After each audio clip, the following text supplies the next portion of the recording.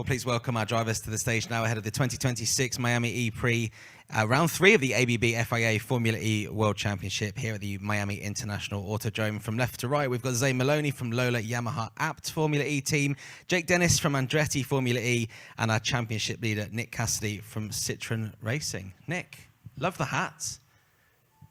Can we have a look? At the hat? No, yeah, can we? Yeah. Maybe if you just flip it off, we could. Wow. It's a bit different, yeah. Are you happy with it? I expected shorter, actually. Did you? There's still like, what, 2 mil on the top? Chicks love it.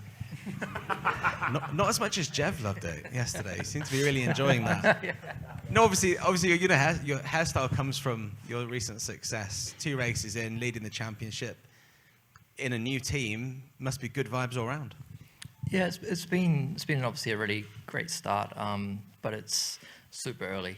I mean, yeah, 15 races to go, long championship. Great vibes in terms of, I think we arrived to Sao Paulo with lots of excitement. You know, Citroen coming to Formula E is a big deal, and just to have a start like this for them is really cool. So it's been an enjoyable process so far, you know, being part of the team and starting like this. But as I say, a long way to go, and let's see how we go this weekend and in the upcoming races as well. Obviously, those 2 finishes on the podium, one of which was a win, came from outside the top 10. You've made a habit of starting outside the top 10 and pulling off these incredible finishes. What is it down to? Is it good strategy? Is it good managing in race? What does it come down to?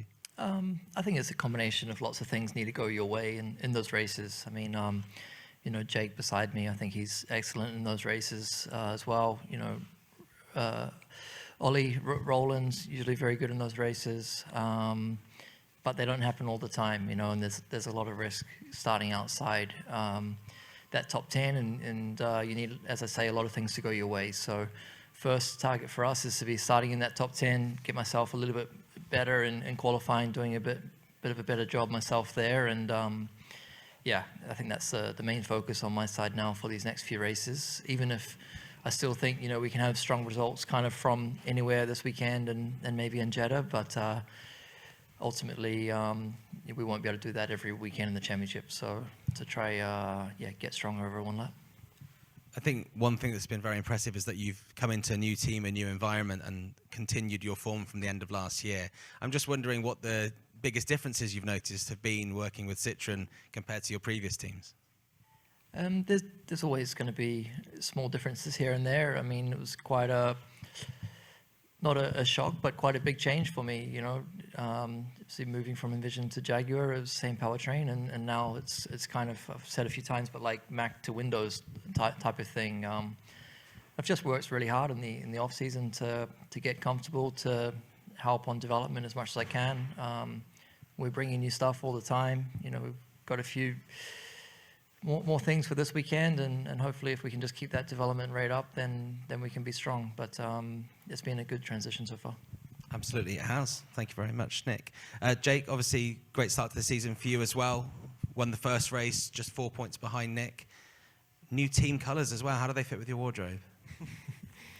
Yeah, I mean, yeah, it's a bit of a change on the Instagram vibe, going from white and red to black and yellow. But yeah, so far, I think the car looks great. So obviously have TWG AI joining us, and yeah, just bringing it all together, showing the livery for the first time. A little bit less red on the grid as well, I think, is welcomed.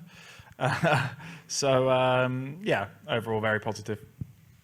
Obviously, being in the position you're in now and having started the season so well, a lot of people came into this season saying because it's the last one of this generation of car, it will be the most competitive. Have you felt that already in these 2 races? I mean, I found season 10 and 11 pretty competitive as well. We were not great. So yeah, I think every year is competitive. From season 9 to now, to win a race is extremely difficult. And yeah, I don't expect it to be any different this weekend or for the future races. But yeah, I'm feeling good inside of the car, which I haven't done for some time now, from the past couple of years. So we just need to try and keep that momentum going. And yeah, hopefully we can do that this weekend. When it comes to qualifying and the lower temperature here in Miami than we would have perhaps hoped for, Are there concerns about how long it's going to take to get the tyres up to temperature, given that you obviously only have a small amount of time to qualify and it's quite a short lap as well? Yeah, I mean, I think if it was a long lap, it would be an issue, but the fact that it's short really gives us enough time to, to do multiple warm-up laps. You definitely won't be seeing, what we probably saw in some other races where it's, 1 or 2 build-up laps. We'll definitely obviously be doing a few more here, but nevertheless, it's the same for everyone. Everyone kind of understands this tyre now very well and what the operating window is. So I don't expect too many different run plans out there in the 10-minute window we have. We have the luxury of watching Group A this weekend as well. So I'll probably just copy and paste whoever's the fastest in that and do that. Makes sense completely, and obviously copy and paste completely different on a Mac to a PC. When it comes to your teammate Felipe, you're now the senior driver in the lineup. Obviously, he's getting there. He hasn't got the points yet, but the performances have been very strong. I'm just interested to know what kind of advice you've been giving him as someone who's jumped into Formula E compared to yourself that's been around for a while. Yeah, I mean, it only felt like the other day when me and Nick first arrived here, and both didn't have great first seasons. In all fairness, it was pretty tough for us. Remember both of us fighting for P17 and 18 in Rome, and Nick put me in the wall for that back in the day. But we've obviously evolved and had some. Was it P12? That was a good result for me. But we've evolved and obviously have quite a lot of experience in his racing now. But I've said it multiple times, Felipe is a very experienced driver. He's not someone who's jumped out of F2 and then gone straight into this. He's very much an F2 champion, driven Formula 1, LMDH, endurance. He's not a rookie in Formula E. So, I think he's had a decent start. I think ultimately he would want points and probably deserve them in Sao Paulo. But, I think Mexico was obviously a tough weekend for him in general. But I think here he should be right on the money. It's a very normal track, this one. The next two, he knows Jeddah well. So, hopefully we can have a good weekend together. It's nice to be up there in the constructors and hoping we can, sort of continue that together. Nice one. Thank you very much, Jake. Zane, you got your first point in the first race of this season.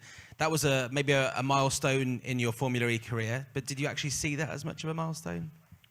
I mean, yes, because of the position that we're in. I think to score a point any weekend everything needs to go our way and kind of go perfect. So obviously a few penalties in Brazil, which allowed the points to come, but we're obviously trying to get higher than that, and we need to get everything perfect to be anywhere near the points. So just continue the way we are, and if people have some troubles and we do the right job, then we can get a few more. What is the next milestone? What's the team's focus? Where do you want to be, say, in the next few races or so? I mean, not much has changed on the car since last year, like physically. So, of course, in terms of system software, we're always developing and getting closer to the field. But in terms of efficiency, we still struggle a bit. So, in the race, especially if it's a peloton race, it's quite difficult for us. I mean, the development has been going very good in terms of how the team's working. Everyone's working very well together. We're maximizing the car that we have, understanding the tires. In that sense, we're doing a very good job. It's just we're not quite on the pace right now. So, I mean, obviously, one eye is on this year, trying to continue to improve. But we know that our opportunity is in Gen 4, and we're pushing for that. With that in mind, what kind of race are you expecting this weekend, and how can you maximize your finishing position given the challenges you may have? I think, like Jake said, it's quite a normal track, so everything's quite smooth, probably good for us, a bit less chaotic in terms of systems, and get the car in a better window. So looking forward to trying to qualify as high up as possible. And I mean, these Formula E races are always chaos, so if you stay out of trouble, kind of do the right job, then you'll be somewhere near the points. So we did that in Brazil. We got a point, and just looking to maximize what we have. I mean, positions right now is not really. We don't know coming into a weekend. We can be 1/10 off the pace or half a second, depending on the track. So, a new track for everyone, and hopefully we can maximize the opportunity. Absolutely. Well, best of luck to all three of you. We've got time for a couple of questions, and we're going to start with Drew, who's on the left over here. My name is Drew. I'm a 20-year-old with cerebral palsy. Obviously, growing up with a disability, I've faced a lot of challenges. And so I was wondering what your main challenge was in getting here. And I recently launched my foundation, the Limitless Foundation, where we fund other disabled dreamers like myself. So I was wondering what your main goal or dream is. I mean, well, first of all, congratulations on launching that. It's pretty impressive. And, I think everyone goes through different challenges in life, and some more difficult than others. I'm very fortunate to be in this position, to turn professional at racing at the age of 21 was a lifelong dream of mine, and something which we've all worked hard for. But yeah, I think, you should never stop having goals. I think that's ultimately, my first goal was to become world champion. Ultimately, we managed to achieve that, but now it's to continue moving in that direction again. And but yeah, ultimately, we're in a very fortunate position to be racing in Formula E, racing in cool locations, and doing this as our job. So yeah, very thankful. Yeah, I can only echo what Jake said. I mean, massive respect to you and for what you're doing and pushing on. That's super cool. I think in myself, I can only say I've been pretty fortunate and quite lucky to have had a lot of support. I mean, I grew up in New Zealand, had this dream of going to Europe to race cars, and it took me to Japan and obviously to America along the way, and can only be thankful and say that I'm super lucky. But at the same time, depending on what position you are, when you're growing up, where you are in the world, what your family surroundings are, changes a lot of your possibilities, and that's kind of, in a way, one kind of hard thing about life, in my opinion. But at the same time, wouldn't kind of say that anyone should stop believing. If you got a dream, no matter your situation, encourage everyone to chase it. Yeah, I mean, obviously they said everything, but, well, nice to meet you. And I think what's quite important also is, obviously we're driving around in circles, trying to do the best we can and living our dream, but living in a happy way, in the right way. And there's a lot more things outside of racing or outside of everyone's job that's also very important. So leading by example, which you're doing, and probably helping a lot of people. So congrats, and yeah, just being happy in life and enjoying what you do when you do it. Amazing question, Drew. Thank you very much. Thank you to our drivers here. All of the drivers will be available in the driver media pen, which is behind us, and the people on the door on your way out will guide you down. Thank you.